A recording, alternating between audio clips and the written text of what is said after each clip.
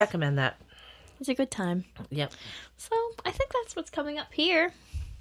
Yeah, and I don't know anything else that's on the go. Well, another thing that's happening at Citadel House is March 8th. Yes. Friday night. I believe it's a Friday night. Yep. Is my book signing, book launch. My book has been released now. Came out on the official date was the 13th, but it came out then on ebook. Mm-hmm. But we live in Newfoundland, and the publisher does not, or the printer does not. Yeah. So the books are on a truck, or were on a truck, delayed in Port aux Basques for however long it took, because the ferry was stuck over there for 3 or 4 days. Yes. So the paperbacks they're out there now in the stores pretty much, but they did get a little delayed. So it's been a process of releasing the book, which is interesting since this is my first go with this publisher, and it's Flanker Press, and it's been absolutely fantastic. Yeah. So yeah, we'll just run with this right now. We'll just take it into the interview portion, and I'm the guest. Yeah. So I will just sit back and answer whatever you ask me. Oh boy.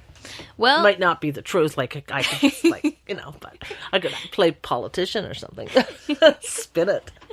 One of the questions I had was, what's the difference between working for you with working with Flanker Press and being self-published? Because you already have said just now it's a very different process, kind of. So. Well, I'll back up a little bit from that. My first 2 books were published by publisher. Okay. But it was, they're no longer in business. So they gave me back the rights to my books, and they're still for sale, but they're all mine now. That was a positive process. I published a poetry book and my first novel through them. But they were very small. They had just started. They only had maybe a dozen books under them. So they were really new. It was good. Distribution wasn't great then. This number is probably 10 years ago. So I had published with them. It was fine. There was a little trouble with publishing. It did not go real smoothly. And then my last 2 books I independently published. And I did all of the work myself and hired editors and hired book cover makers and graphic designers, and it was a lot of work. Like, I did everything myself, but I also had 100% control, of it. And again, distribution, when you're independently published, like online is your main way to get the books out there, getting them into bookstores, getting into places. It's challenging, right? And you've got to get out there and do it all yourself. That said, I'm very pleased with the way it went. Particularly my online sales were good. When you say online, are you meaning like online like Kindle or online? Both. Like I physical sold copies through online? Paperback and Kindle. And Kobo and whatever, I did them all online, and I did good sales with both. Most paperbacks were, local. I had a local, the book was geared to the local audience, and, well, the last one was, and that book I have sold more than any of my other books. It's a little collection of short stories, and I have sold a lot of those, both online and through people I know, and, but I do all the work. Right? I do all of that. When I was writing this book, I started it 6 years ago. So I've published 2 books since this book started. And I knew the book, what it was going to be. I started when I first moved here, and I knew it was a Newfoundland book, and that the audience mainly would be Newfoundlanders or East Coast people or expats, people who've moved away from the province. But not 100%, because I think it has a bigger appeal than that. It's just convincing people. I mean, I read books set in England and Scotland and Australia, but I didn't know who was going to publish it. I had no idea in my head. But when it was done, and after being here for 6 years, I realized that the kind of books that Flanker Press publishes, this fit pretty much into their what they look for. So I submitted it to them in, let's say April of last year, April or May. Submission according to what their site said that they wanted. And I think I heard from them in the summer that they were interested. Maybe September, they said yes, they were going to publish it. And so it's a slower process because you have to wait and you have to get on their list and you've got to, so it was a little slower. Not as slow as some people say. Well, now, if you count the time writing it and getting it edited, we're talking 6 years and then, another 6 or 8 months to the publisher. So, but they are a small, independent trade press publisher. So, and they put out 20 titles last year, and I think they're going to be higher this year. So that's a pretty good year for a small press publisher. That's a big workload. That's, when you look at a small office and a book, like I can't imagine us month, putting basically. out 20 projects. Right. It's 2 books a month. The amount of work that goes in the behind the scenes, I'm sure is very similar for publishing as it is for absolutely getting music out into the world. It is, and there's a flow to it. But what was great was you signed the contract, and I still had so much input and. Like they did the cover design, but I loved it. We talked about it and then they got their designer to do something and I loved it. There was a tweak to it that I was like, no, I want a little bit of this. And they went with that.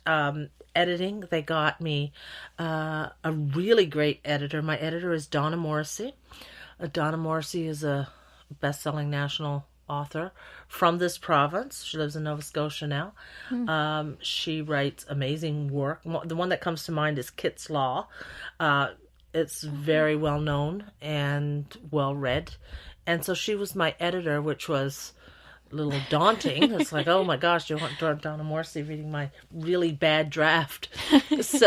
But she was great, and she writes sort of the kind of work that I was doing, right? Totally different stories than what she writes, but Newfoundland-based historical fiction. So she was great to work with. Flanker is an amazing team. They have Jerry is their, I don't know their titles, but Jerry's co-owner with his parents, Jerry Cranford, and then Gary and Margot are his parents, and then they have a sales manager, Ed Oldford, and Cassandra Acoyne is their marketing person. So they all work together. Like team they have of 5 then? Yeah, pretty much. Nice. Yeah. Yeah, that is kind of small. And there may be company, others, but that's who I would work with. And so it has been amazing.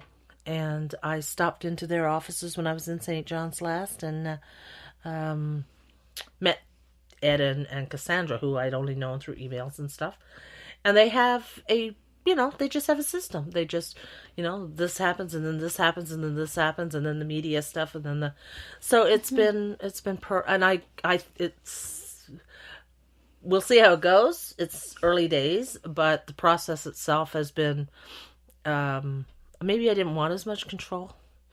Maybe I give up a little of the control for a lot of the expertise and a lot of the, they know the market.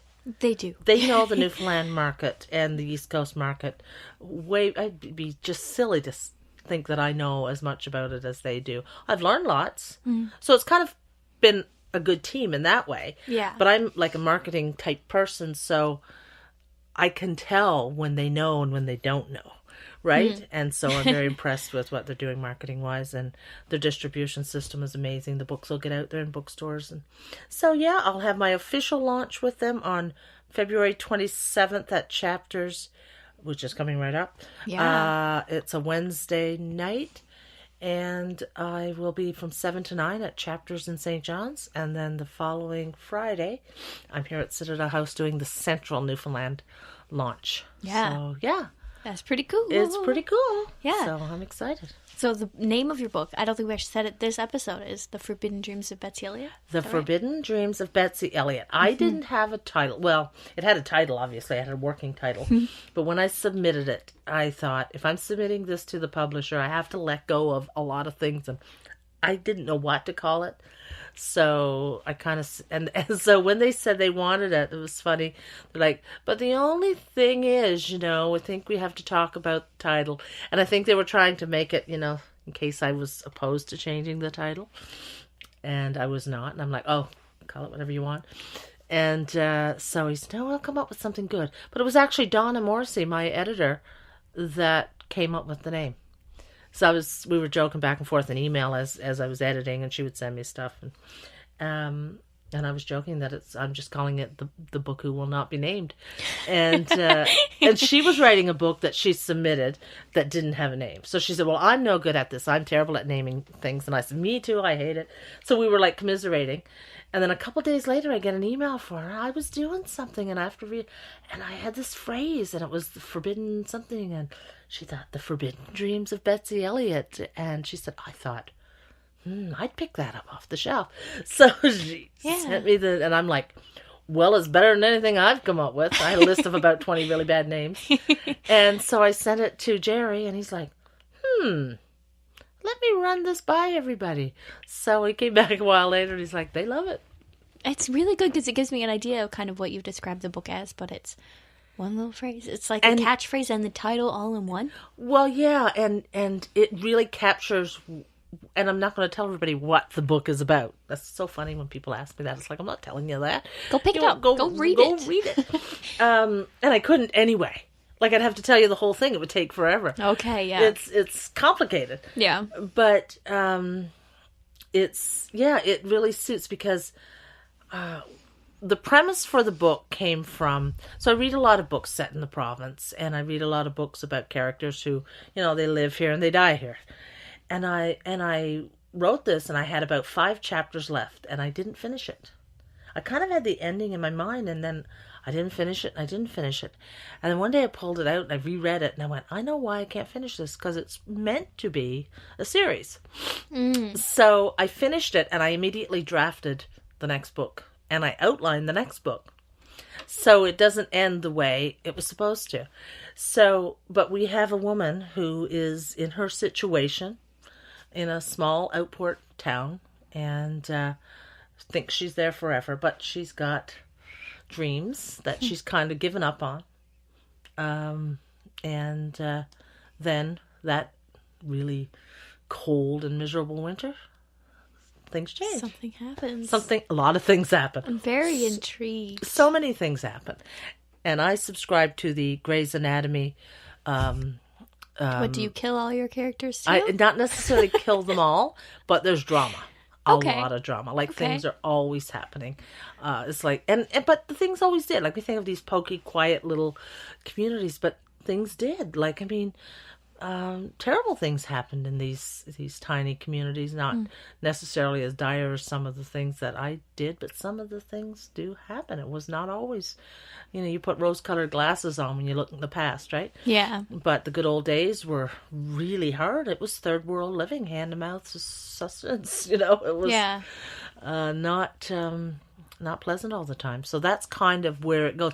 And this is not a real poverty-stricken family, but like most families, it's 1933, and it's the Depression, and it's the year of the Commission of Government starting in Newfoundland, so no longer, have a responsible government, but rather had this commission running the place, and so it's set against the backdrop of political turmoil. Fish prices are down. It's been a bad summer, and they're trying to get through this winter, and it has a lot of things happen that throws everything into sort of chaos. And Betsy Elliott is who it's about, but also the other characters as well, and how they cope with what life throws at them. So it's quite the story. Interesting. I like it. Yeah. How do you know that? How did you know that you only had 5 chapters left and it needed to be a series? Like, how does that work? Because couldn't you just write a longer book? You can, but I generally try to, for me, and people write these big long stories and big books, but for me, the perfect novel size for me to read is 55 to 65,000 words. Okay. And when I'm writing a chapter, I kind of have the math in my head that... Okay, Now, that doesn't mean all my chapters are the same length, because some chapters have purpose that requires longer, and, chapter really should, be get in there only tell what's important for that chapter and then get out of there and lead into the next chapter and the next chapter. And they all have that purpose. Sometimes it's just a very short purpose and something. But overall,